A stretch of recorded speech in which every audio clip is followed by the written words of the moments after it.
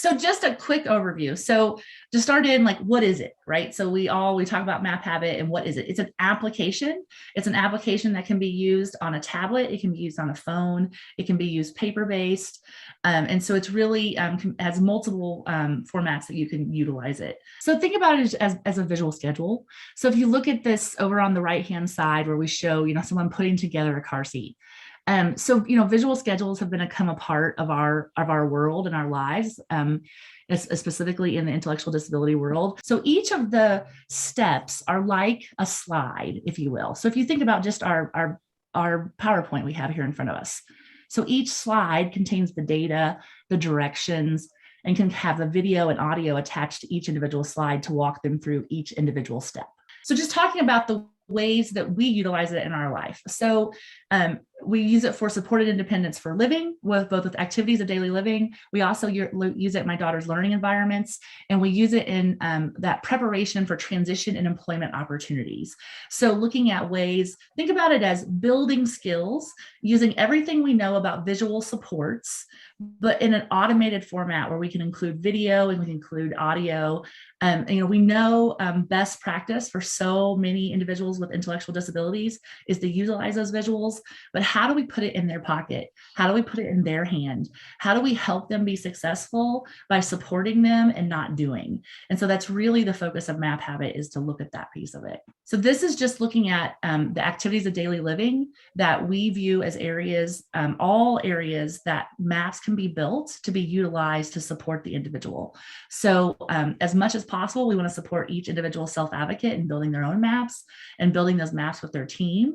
So if you look at just a broad, I like to say it's your whole life. So where are the places you're focusing on outcomes? What are the things you're trying to build? Where are the areas you're trying to grow? Where are the places you need a little bit of extra help? And how do we build that piece out in these areas? So the part for me that is really, really powerful is this right here. So each self-advocate has their own subscription to the application. And then each person in their circle of support automatically can be added without adding on additional cost.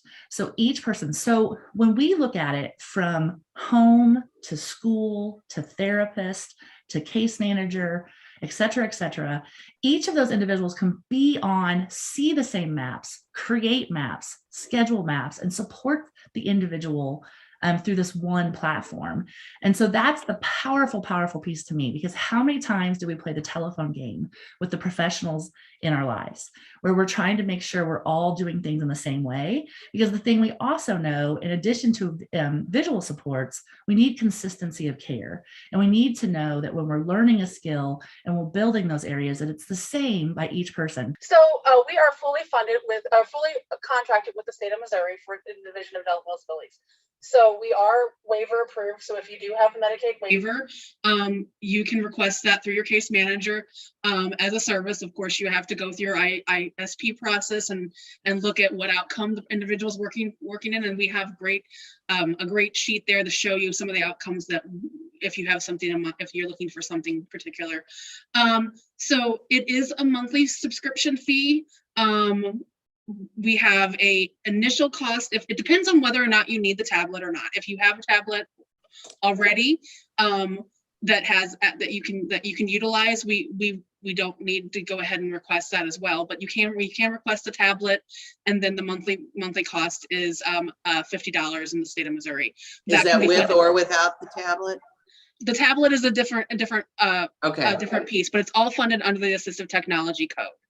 And then also, the price point is low enough that if you get that autism funding money, typically that's around $1,500 if I remember correctly. The price is low enough that could, if you could request that through autism funding as well. There's a private pay option, and we kind of work with the individual, because typically when we do things that aren't on the waiver, we're kind of doing a setup fee for, a lot of times we're working with an agency or a facility or an organization that has multiple folks. And so it's really kind of, it's a little bit of a different process when you're private pay, because it's a different process than adding to a community. So we're So that definitely is an option. And so again, reach out to us the same way and we can walk through some of those options. And a lot of times in that scenario, we're kind of asking what they need and want. Really appreciate Jill and Kelly joining us today, and really check out maphabit.com. This is a really affordable way to offer independence and skill building. And it sounds like there's going to be new components that'll continually be added, which is really awesome.